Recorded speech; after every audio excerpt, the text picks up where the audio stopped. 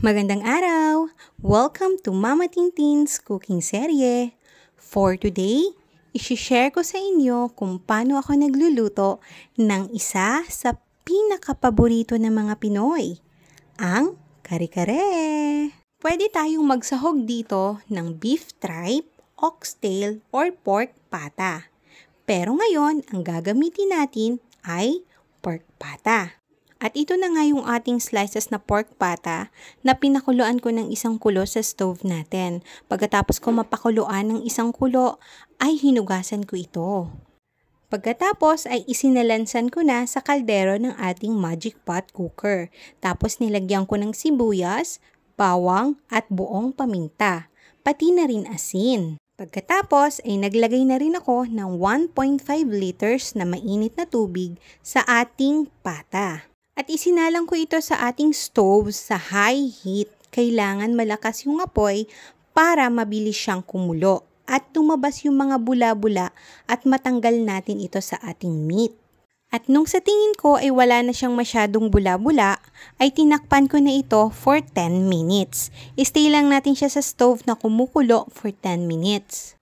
At after 10 minutes nga ay hinango ko na ito at inilagay ko na ito sa ating magic pot cooker. At hahayaan ko lang ito overnight. At kinabukasan nga ay i-check na natin ang ating nilagay na pork pata sa ating magic pot cooker. At yan na, as you can see, napakalambot na nito guys. Ready ng pangsahog sa ating kare-kare. At matapos ko nga siyang hanguin lahat ay inilagay ko siya sa plato. At ito na yung ating malambot na pata. At pagkatapos ko nga mai-ready yung ating pork pata, ay isinunod ko naman ang ating mga gulay na gagamitin. As you can see guys, ay wala akong kasamang puso ng saging.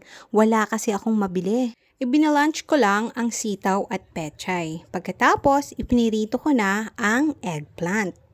At tsaran! Ready na ang ating mga gulay! At nag-ready na rin ako ng 2 packs ng ating kare-kare mix.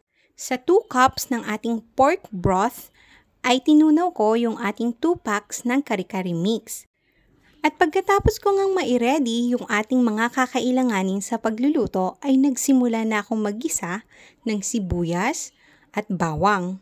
At isinama ko na rin yung ating pinalambot na pork pata. Hinintay ko lang na medyo mag-brown ang skin ng ating pork pata bago ko inilagay yung ating tinunaw na kare-kare mix. At pagkatapos ko ang mailagay yung ating kare-kare mix, ay isinunod ko na rin yung ating pork broth.